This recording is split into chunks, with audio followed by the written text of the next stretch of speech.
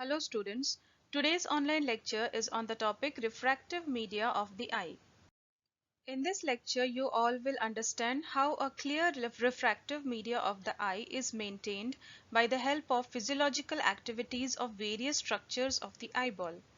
You will understand here in detail about the physiology of tears, physiology of cornea, physiology of crystalline lens and the physiology of intraocular fluids, that is vitreous and aqueous humor.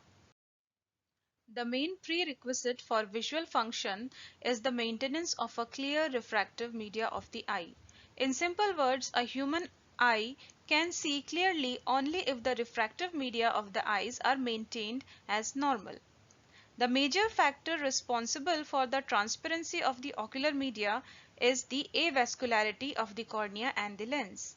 The structures forming the refractive media of the eye from anterior to posterior are tear film, cornea, aqueous humor, and crystalline lens, vitreous humor. Let us first see the physiology of tears.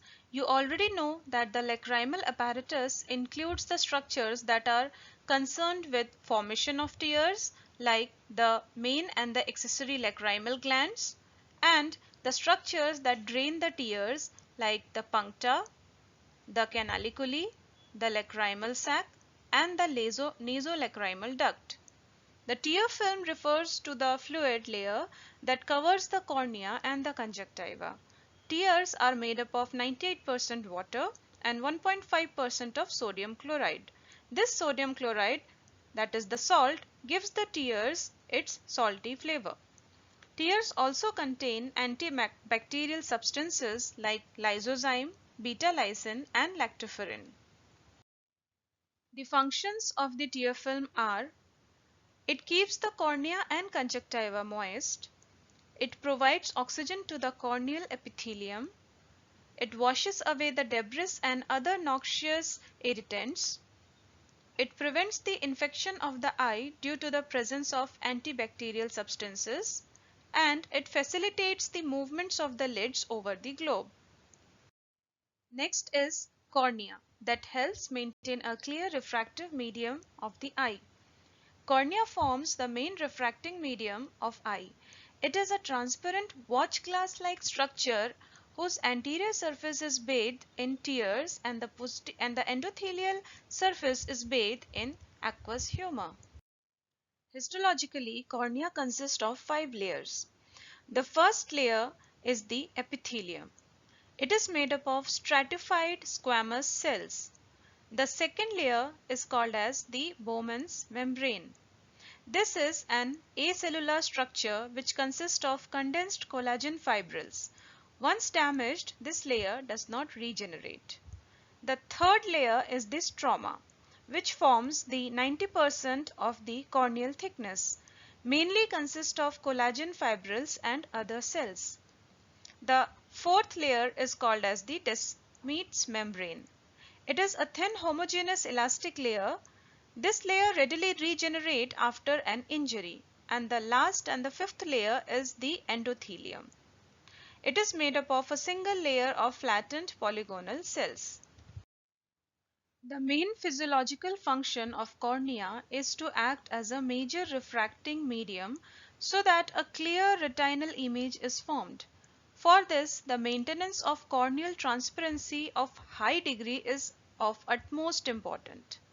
Factors that are responsible for corneal transparency are avascularity of the cornea, a peculiar regular arrangement of the stromal laminae, absence of pigment in the cornea, non-keratinization and homogeneity of the refractive index of corneal epithelium, and the relative dehydration of the stroma.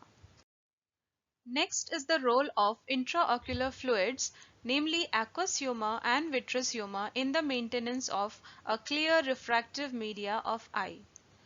Intraocular fluids, apart from their other important functions, are responsible for the maintenance of the shape of the eyeball. The first intraocular fluid, which is found in both anterior and posterior chambers of the eye, is aqueous humor. It is a clear watery fluid with a refractive index of 1.34. Its volume is about 0.13 milliliter and pH is alkaline. It is produced at a rate of 2.3 ml per minute by the capillaries of ciliary processes by diffusion, ultrafiltration and active secretion. After aqueous humor is formed, it reaches the posterior chamber of the eye through the suspensory ligaments, and then from there it flows to the anterior chamber via the pupil. Aqueous humor is made up of 98% of water and around 1.3% of solids. The composition is similar to that of plasma except that it has less protein content in it and high concentration of ascorbate, pyruvate and lactate. Aqueous humor from the anterior chamber drains into the anterior ciliary vein after passing from the canal of Schlemm. You will study more about this topic when you will learn glaucoma. Now let us see the functions of aqueous humor. Aqueous humor provides nutrients, oxygen and electrolytes to the cornea and lens as these two structures does not have any blood supply. Aqueous humor maintains the shape of the eyeball. It maintains the intraocular pressure. The normal intraocular pressure is between 12 to 20 mm of mercury. Aqueous humor removes the metabolic waste from the lens and cornea.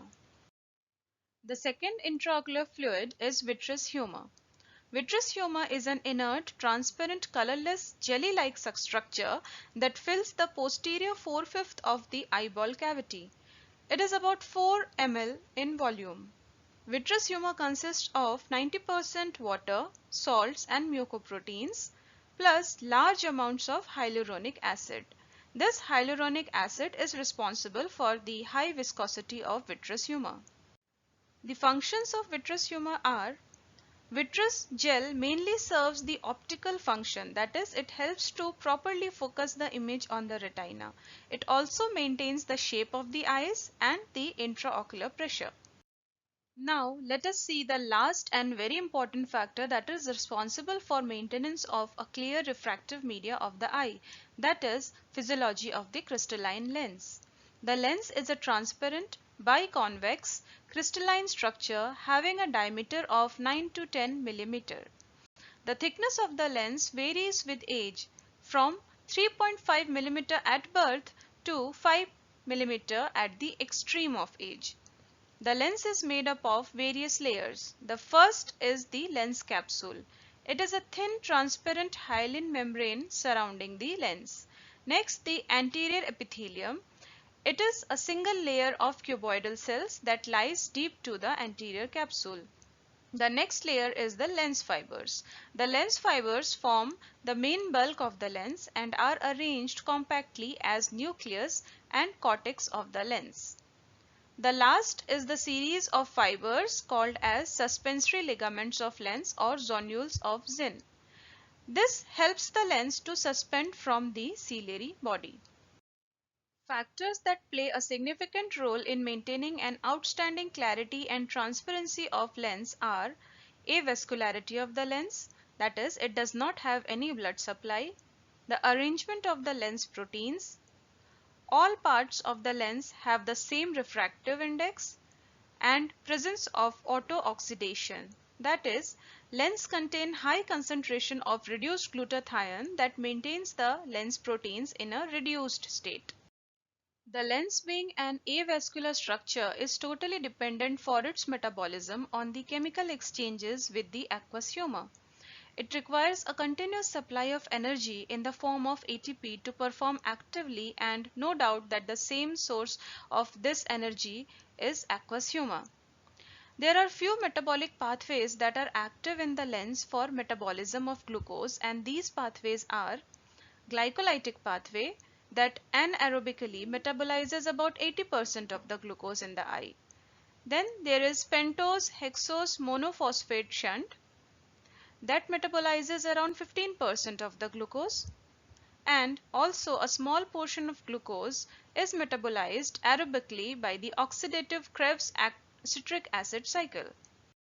Now let us see the applied aspect. Whenever any opacity occurs in the lens or its capsule, the condition is called as cataract. Here on the right side you can see the picture showing a mature cataract of the right eye. There can be major three mechanisms that leads to development of cataract in the eye. The first cause can be damage to the lens capsule due to changes in its membranous properties. These changes can be due to increasing age or any trauma to the lens. Second, there can be change in the lens fiber protein synthesis. And third, due to increased lens hydration. Cataracts can be seen more commonly in old age people, and this condition is called as senile cataract.